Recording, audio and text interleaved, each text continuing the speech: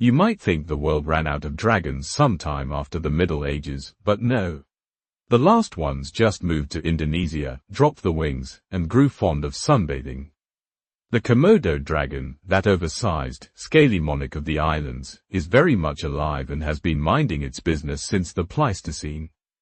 It doesn't breathe fire, but given the right lighting and a half-dead goat, it's close enough. On the islands of Komodo, Rinca, and Flores, you'll find these prehistoric giants lumbering through dusty savannas like they own the place, and they sort of do. They've got no predators, no rivals, and very few worries beyond the odd curious tourist or encroaching climate change. Locals call them aura, and they've built a mythology around these creatures long before the first Western zoologist gasped, took notes, and probably questioned his life choices. They're massive. A fully grown Komodo dragon can stretch up to 3 meters long and weigh about 70 kilos. That's a teenager-sized reptile with teeth like steak knives and a tongue that flicks out to sniff for death. The tongue, by the way, is the Komodo's main detective tool. It picks up scent particles from the air, which the dragon analyzes using something called the Jacobson's organ. That's science for, it can smell dinner from miles away. And dinner, in this case, can mean anything from a deer to a water buffalo to an unfortunate fellow dragon. Yes, they eat each other. Cannibalism isn't a moral issue when you're a reptile. Juveniles spend their early lives in trees just to avoid becoming someone else's lunch. Once they're big enough to fight back, they climb down and join the ranks of the swaggering island aristocracy. It's survival of the hungriest. Now, the bite, this is where things get messy. For decades, people thought Komodo dragons killed their prey with bacteria-laden bites, leaving their victims to stagger away and die of infection. A few days later, the dragon would just follow the smell and tuck in. But modern science, as usual, spoiled the legend. Turns out the Komodo dragon isn't just a walking petri dish, it's got venom glands loaded with proteins that cause blood loss and shock. Combine that with teeth serrated like saw blades and muscles powerful enough to drag down a horse, and you've got a reptile that doesn't need myth to be terrifying. Those teeth, by the way, have an extra trick. Researchers recently discovered they're coated in iron. Yes, actual metal. The dragons have figured out what humans only recently learned: iron makes things sharper. It's as if nature handed them a built-in cutlery set and said, go wild.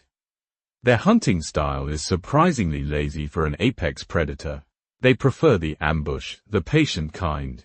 They'll lie in wait for hours near a trail until something unsuspecting, say, a deer, wanders by. Then comes a sudden burst of speed, a lunge, and chaos.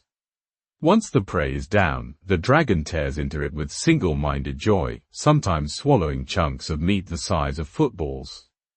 After a good meal, it'll bask in the sun for days, digesting slowly and looking smug. Komodo dragons also boast one of the strangest reproductive talents in the animal kingdom: parthenogenesis. That's a fancy way of saying the females can reproduce without males. When there's no suitor around, they simply lay eggs that hatch into males, ensuring the species keeps going even in total isolation. Evolution, it seems, has a wicked sense of humor. Of course, this evolutionary masterpiece is under threat. Their range is tiny, just a few islands in Indonesia, and the sea around them isn't exactly steady. Rising sea levels could flood their habitat within decades. Add in habitat loss, poaching, and a dwindling food supply, and the dragon faces a very human enemy: our relentless rearrangement of the planet. The Komodo National Park was established in 1980 to protect these lizards, and it's now a UNESCO World Heritage Site. Tourists arrive by the boatload, eager for the close encounter with the world's largest lizard. Rangers, armed with long sticks and serious expressions, guide the groups along trails where dragons roam freely. There's always a tension in the air, excitement mixed with the unsettling awareness that these creatures could, theoretically, eat you. Visitors sometimes expect an exotic, slow-motion Jurassic Park experience. Instead, they get dragons napping in the sun, occasionally flicking a tongue or lumbering over to investigate something that smells interesting. But then, that's the charm. You're standing a few meters away from a living fossil. It's like bumping into evolution's older, meaner cousin. Local folklore paints the Komodo dragon as both divine and dangerous. According to one tale, a princess once gave birth to twins, one human, one dragon. The islanders still honor that bond, believing that harming a dragon is the same as harming family. There's even a belief that each dragon carries the soul of an ancestor, which adds a layer of poetry to the whole thing. Modern conservationists have found that blending these ancient beliefs with environmental awareness helps protect the species. Tradition meets science, and for once, they get along. Culturally, the Komodo has become an icon of Indonesia's wild side, a national symbol that features in tourism campaigns and local art. Its face appears on coins, logos, and the occasional slightly kitschy souvenir t-shirt.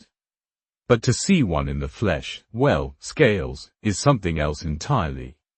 There's a humbling quality to realizing that these creatures predate our cities, our religions, and probably our capacity to imagine monsters in the first place. Scientists adore them for their resilience and evolutionary oddities. They've got lungs that can sprint like a dog's, scales that contain tiny bones like medieval armor, and blood proteins that might hold clues for antibiotic development.